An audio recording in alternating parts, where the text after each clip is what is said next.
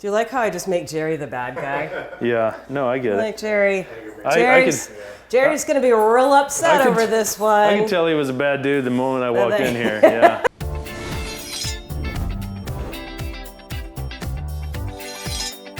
He is a Seahawks legend, a longtime favorite of the 12s, and today he is my guest measurer. Welcome in. I'm Jen Mueller, your host, alongside Robbie Tobeck, one of the 50 greatest players in Seahawks history. Welcome in. Thanks for having me. You've been doing this a few years now, and I always thought I'd be one of the first invites. So it's glad to finally be on the show with you. It did actually take you flying into town to do the show. Well, but I did it, Yeah, I know you did. Yeah, so in fact, you are the first guest who has flown into town to do the show. So well, you can have that, as the first. Perfect. Yes. I know a lot about you and your football career. How are you in the kitchen? I don't know that I'm great in the kitchen. I feel like I'm great outside on the barbecue, the smoker. I think I've developed a pretty good technique there. Okay. So, I'm okay in the kitchen though. I can hold my own. Okay, well today we'll see how you do actually in the kitchen. It's a little bit of a mix of outside, inside. We're gonna do open-faced French onion burger. So think about kind of that French oniony flavor that you would have in that dip or in that little flavor packet. We're gonna do all of that on our own. Since it is a red meat dish, we are gonna pair some red wine. How are you at opening wine? I'm really good at opening wine. Are you experienced at that one? Well, I'm going to have you do that. It is a Cab Sauv from our friends at Janet Winery. All right. Okay, perfect. So I'll have you do that. Okay. Now I'm gonna take the whole dilly off the top. You know, a lot of people just go in and pop it off and have. I mostly do that. Wait. I hate having all these like little metal shavings and everything off. So I'm one of these guys here. Okay. So. He really does have his own technique. Exactly. I've been known to do things my own way a time or two. So my wife would tell you that I always do things my own way, but that's just part of the deal. No comment. Okay, good. There. Perfect. Yeah. So you should probably teach people how to do that. I've had a few folks on the show who could learn how to do that. Well, the next thing is to pour us up a glass. Do the pour. Okay. Sounds good.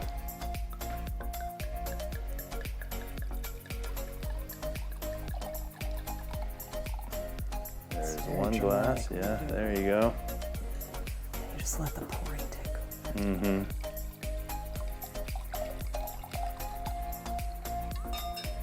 There you go. Okay. Perfect. All right, here we go. Give it a swirl. Cheers. Cheers.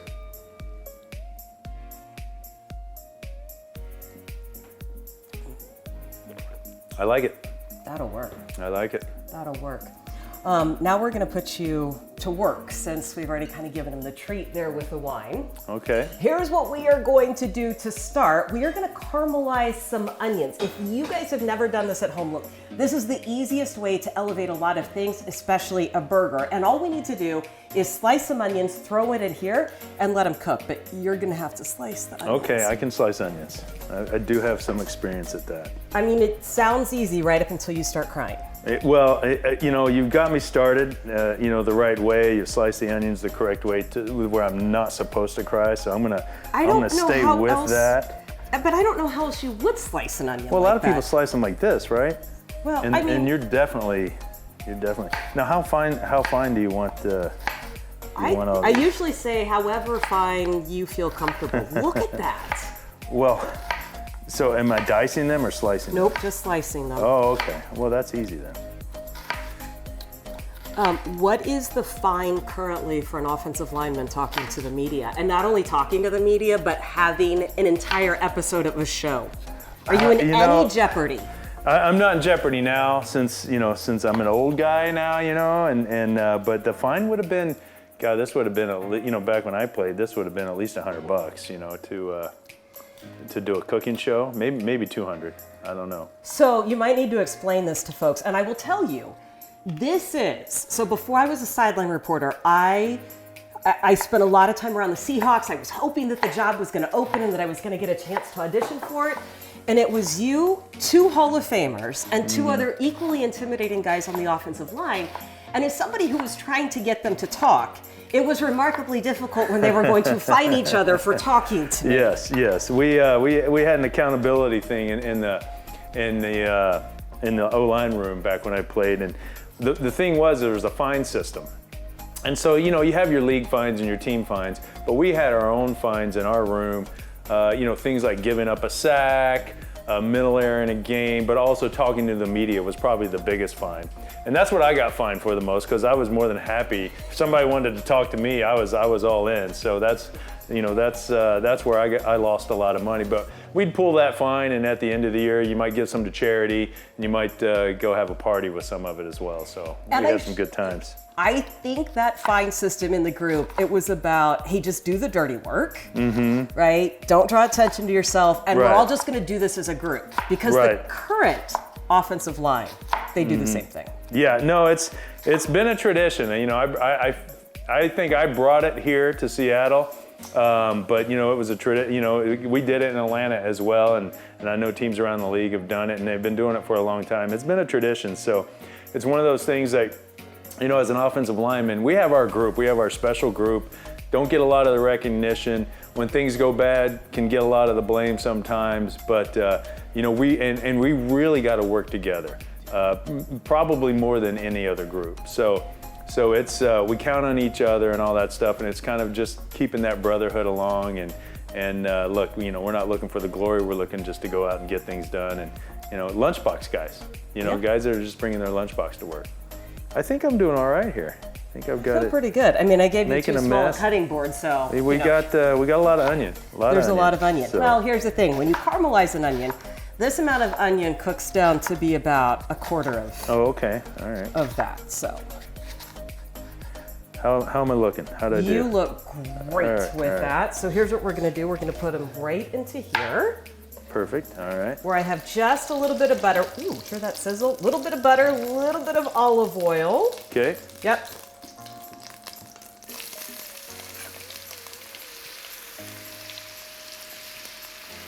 Oh, now do you just keep it covered? See? Gotta have quick hands. Yep, well, nobody saw that. No, just a little TV magic. We won't pay any attention to that whatsoever. Okay, so we're gonna stir this up, then we're gonna cover it for 5 minutes. Okay. This is on a pretty high heat, so this is medium-high heat. I'm gonna add a little bit of salt and pepper. Okay. And then we're just gonna let it sit there. Gotta have salt and pepper on everything. Everything. Season everything. Yeah. Well, I tell you what, we're gonna get our beef ready to go when we come back.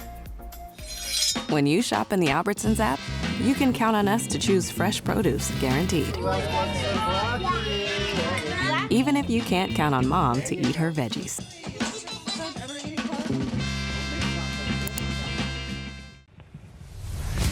I Cook, You Measure is proud to support Game On, so every kid can play.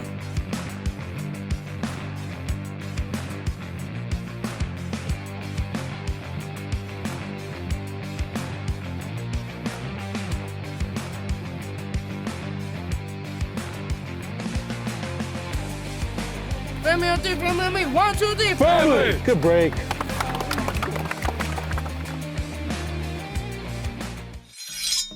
We have our onions caramelizing. Now we are just gonna form some beef patties. I'm pretty sure that you can do this. We've got about 1.3 pounds of ground beef. Okay. All of these ingredients from Safeway. And we're just gonna put 2 teaspoons of Worcestershire in there. All right. You can measure that one out if you want. Is this the teaspoon here? That one's tablespoon. Oh, table, okay. Yeah, I don't have my glasses on me, so.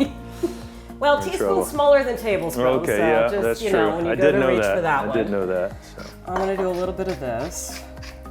Gotta have the salt and There pepper. you go. Season as you go. 2 of Worcestershire. Yeah. There's 1. Oh, little bonus. That's okay.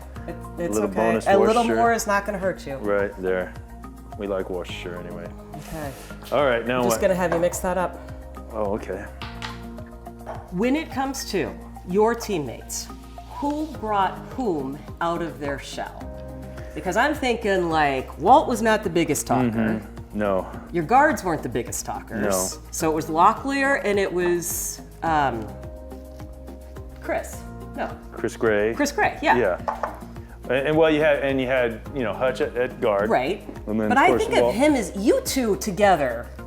Yeah, you know, We're a little intimidating. when I by first the way. signed here, they hadn't, you know, it was a year before they drafted Hutch when I first signed here. And one of the things they told me, they said, we got a great group of guys. And I said, okay, but they're real quiet. They don't talk much, this, that, and the other thing. And I was like, okay, well, I happen to, so this will work out Just great. naturally, yes. And so Walt walks in. The first time I ever met Walt, I'm in my locker, and his locker's right beside mine, and if you recall, and he walks in and he's looking at me like, man, who's this dude they stuck next to me, He gives me that look, and Walt had this thing where he would stick his bottom lip above his top lip, and he kind of did that.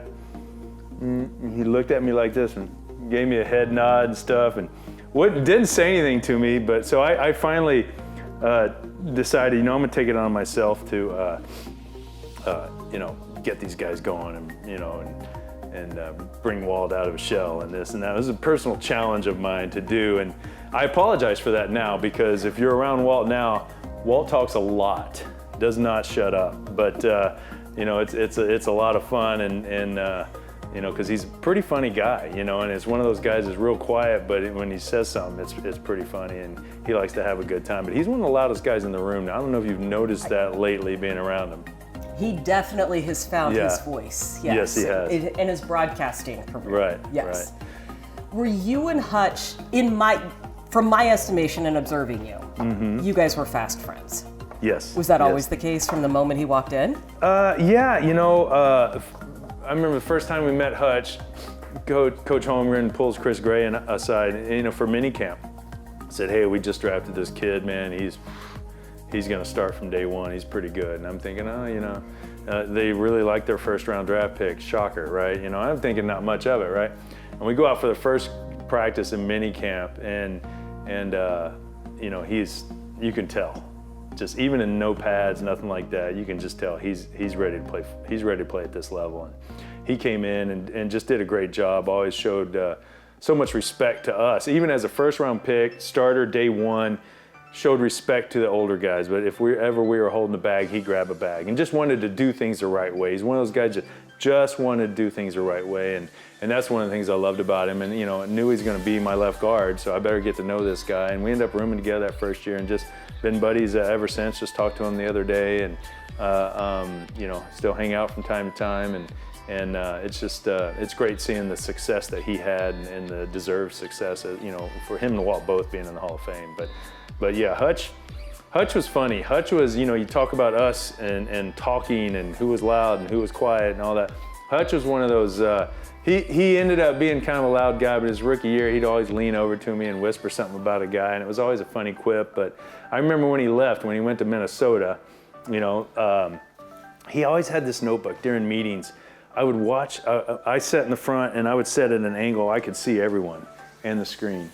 And Hutch was always like looking at and taking notes, and we all took notes from, you had your game plan every week, you got your book, but you also took notes beside that, maybe the guy, but he was, writing just so much more than everyone else. It was excessive, right? And I just remember thinking, man, he's really, and this is year 4 in the same offense, year 5 in the same offense. We all knew what we were doing. We knew everything about it, the offense and what we were doing and stuff.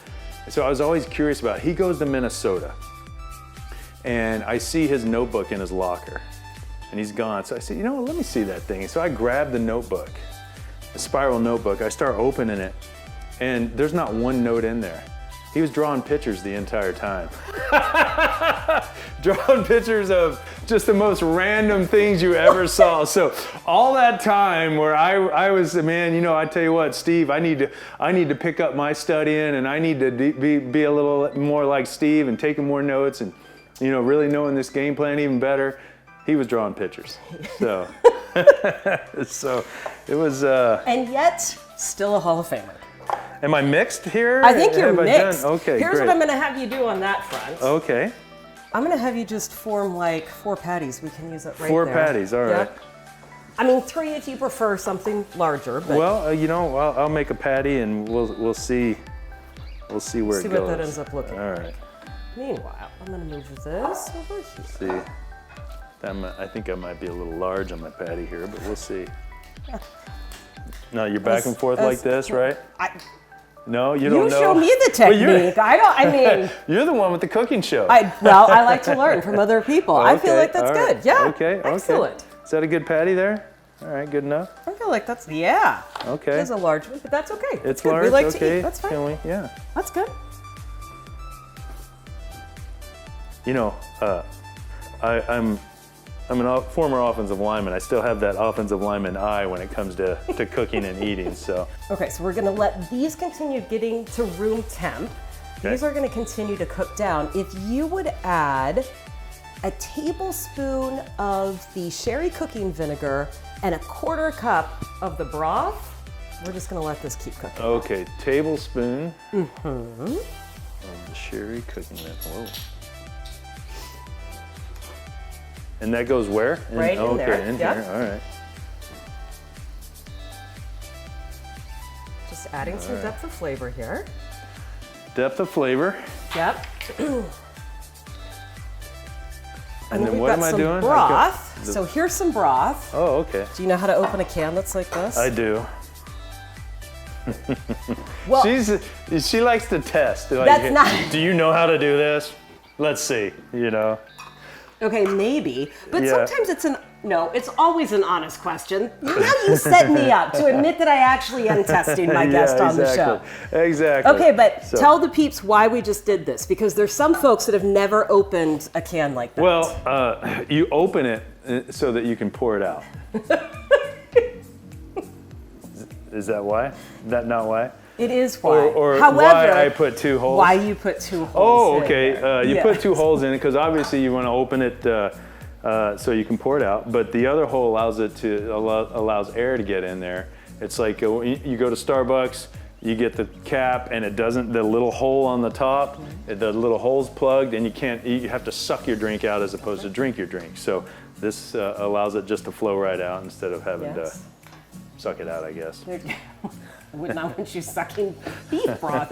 1/4 cup, so you can eyeball it, or you Oh, can a use 1/4 that cup. 1/4 cup Okay. right there. All right. Yeah, eyeballing it would be You can. no bueno. It would maybe lead to judgment on my part if you Yeah, didn't get it exactly. right, but it's fine. We just kind of need to let this cook down a little bit more. The conversation continues after this. When you shop in the Albertsons app, you can count on delivery in as soon as 30 minutes. Even if you can't count on your guest list staying small.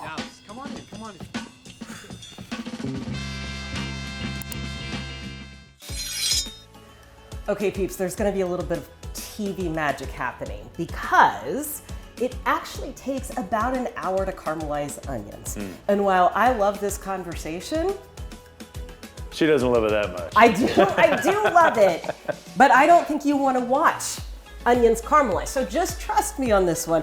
All you need to do is let that sit for about another 45 minutes.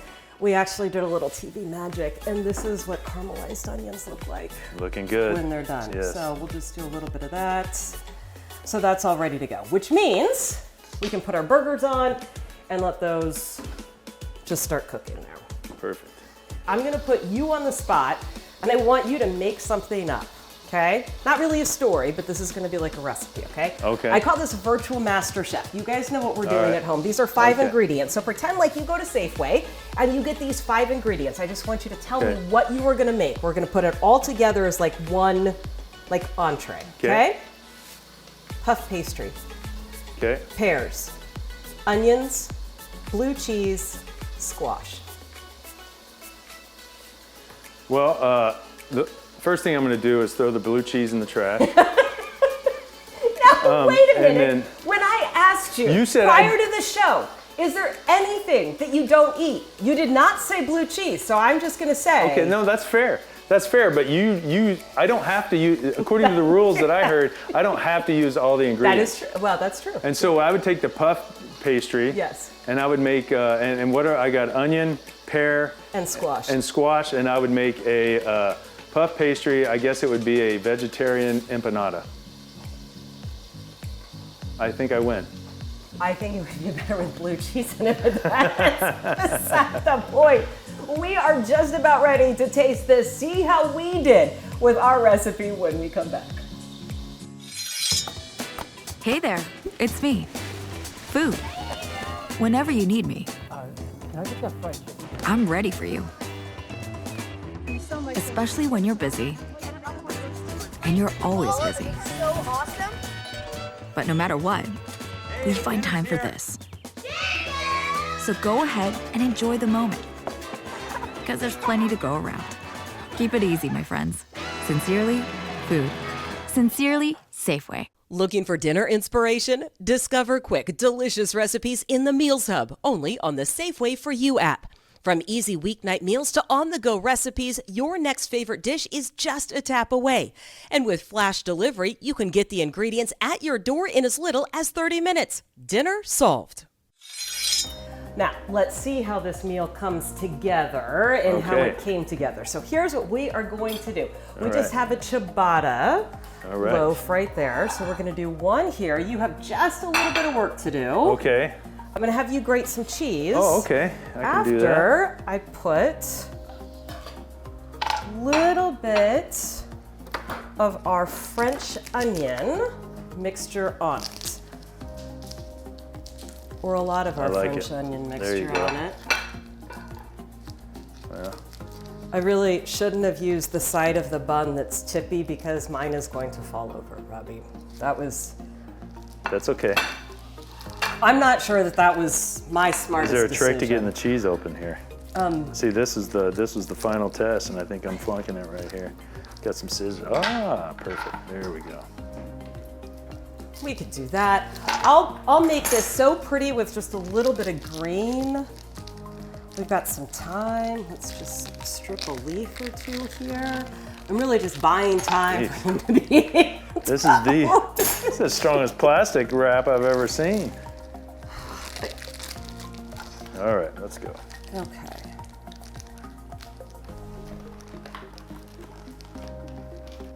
I think that's probably good. That's good. All Yep. right. Perfect. So you would sprinkle a little bit of that on each one. Okay. I think we're there. I have some serious doubts about my side of this, Robbie. Well, I hope it's good because No, I mean, I know it's gonna be good. I'm afraid this is gonna cause a bigger mess than I was anticipating. that's okay. Messes are fine. That just means that it's good. It's good Have food, you yeah. eaten often on TV, Robbie? Because You know, there I are don't. certain messes I'd rather Yeah. people not see. I get that. I have not. Okay, well, okay, let's try this. Okay, here we go.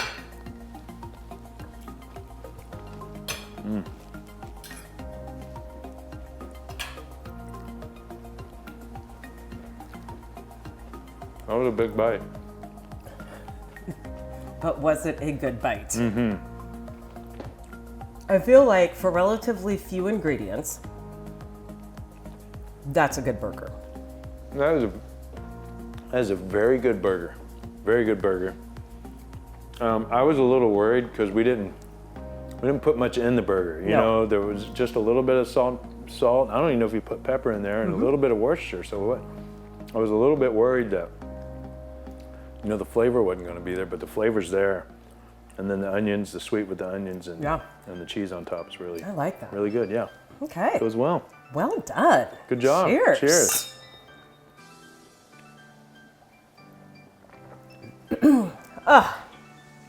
As you know, I love having moments with friends to share stories, to talk football, to eat great food, but as you know, that it is not possible for everybody in our community, which is why for every episode of I Cook, You Measure, a donation is made to a nonprofit working to end food insecurity in our community. I am really proud to announce that after 3 seasons in production, we have now topped $30,000 that has been donated to help make sure that there is food for our neighbors. And that is thanks in part to you watching. So thank you for your continued support. Thank you, Robbie, for joining us. Thanks for having me. We'll see you next time.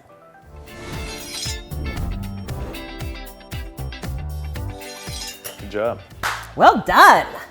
Good job.